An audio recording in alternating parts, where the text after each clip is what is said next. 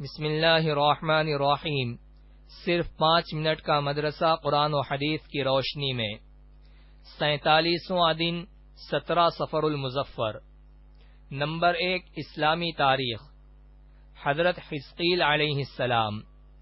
حضرت موسیٰ علیہ السلام کے بعد بنی اسرائیل میں انبیاء کرام کا سلسلہ ایک لمبی مدت تک چلتا رہا۔ انہی میں سے حضرت حزقیل علیہ السلام بھی ہیں۔ ان کے والد کا بچپن ہی میں انتقال ہو گیا تھا۔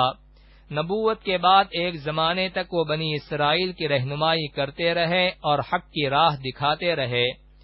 حضرت ابن عباس رضی اللہ عنہما اور دیگر صحابہ کرام سے روایت ہے کہ بنی اسرائیل کی ایک بڑی جماعت سے حضرت حزقیل علیہ السلام نے ایک قوم سے جنگ کرنے کا حکم دیا تو پوری جماعت موت کے ڈر سے بھاگ کر ایک وادی میں آباد ہو گئی اور یہ سمجھنے لگی کہ اب ہم موت سے محفوظ ہو گئے ہیں۔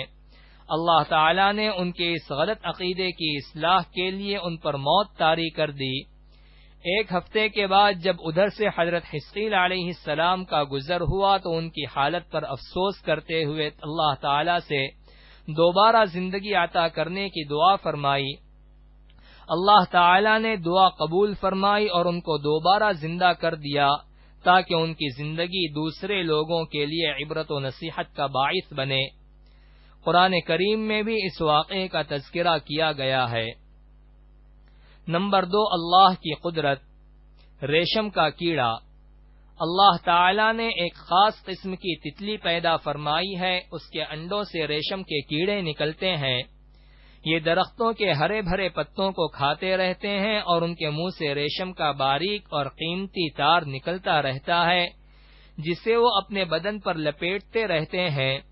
پھر اس تار کو گرم پانی میں ڈالتے ہیں اور اس کے ریشوں سے دھاگا تیار کر کے ریشم کے قیمتی کپڑے تیار کرتے ہیں جو بازار میں بھاری قیمت میں بکتے ہیں۔ آخر اس ننھے سے کیڑے کو عمدہ ریشم تیار کرنے کی صلاحیت کس نے عطا فرمائی؟ یقیناً یہ اللہ ہی کی قدرت ہے۔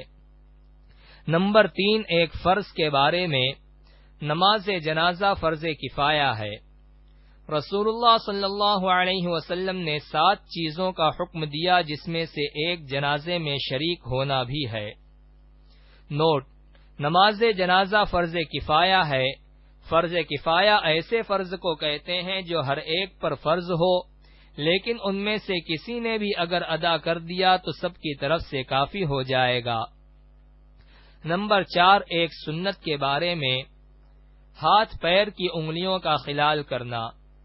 حضرت عائشہ رضی اللہ عنہا بیان کرتی ہیں کہ رسول اللہ صلی اللہ علیہ وسلم وضو فرماتے تو انگلیوں کا خلال فرماتے، ایڑیوں کو رگڑتے اور فرماتے انگلیوں کا خلال کرو، اللہ تعالی ان کے درمیان جہنم کی آگ داخل نہ کرے گا۔ نمبر 5 ایک اہم عمل کی فضیلت۔ موت کو یاد رکھنا۔ رسول اللہ صلی اللہ علیہ وسلم نے فرمایا دلوں کو بھی زنگ لگ جاتا ہے جیسے لوہے میں پانی پہنچنے کے بعد زنگ لگ جاتا ہے۔ عرض کیا گیا یا رسول اللہ وہ کون سی چیز ہے جس سے دلوں کی صفائی ہو جائے؟ آپ صلی اللہ علیہ وسلم نے فرمایا موت کا زیادہ دھیان رکھنا اور قرآن کا پڑھنا۔ نمبر 6 ایک گناہ کے بارے میں۔ حرام مال سے صدقہ کرنا۔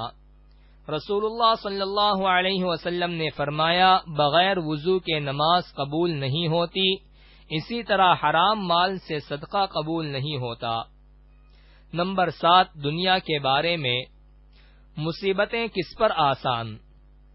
حضرت علی رضی اللہ عنہ فرماتے ہیں کہ جو شخص دنیا سے بے رغبتی اختیار کرے گا اس پر مصیبتیں آسان ہو جائیں گی، اور جو موت کو یاد کرتا رہے گا وہ بھلائی میں جلدی کرے گا۔ نمبر 8 آخرت کے بارے میں۔ قیامت کے دن منکروں کا ماتم۔ قرآن میں اللہ تعالی فرماتا ہے بس قیامت کے دن ایک سخت للکار ہوگی تو یکایک سب دیکھنے لگیں گے۔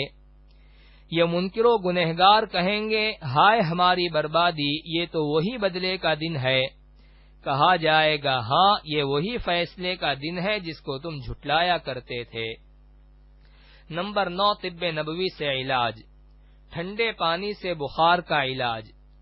رسول اللہ صلی اللہ علیہ وسلم نے فرمایا، تم میں سے کسی کو جب بخار آئے تو سحری کے وقت ٹھنڈے پانی اس کے بدن پر 3 رات تک چھڑکا جائے۔ فائدہ: آج جدید طریقہ علاج کے مطابق ڈاکٹر حضرات بھی بخار کے مریض کے سر پر ٹھنڈے پانی کی پٹی رکھنے کا مشورہ دیتے ہیں۔ نمبر 10، قرآن کی نصیحت۔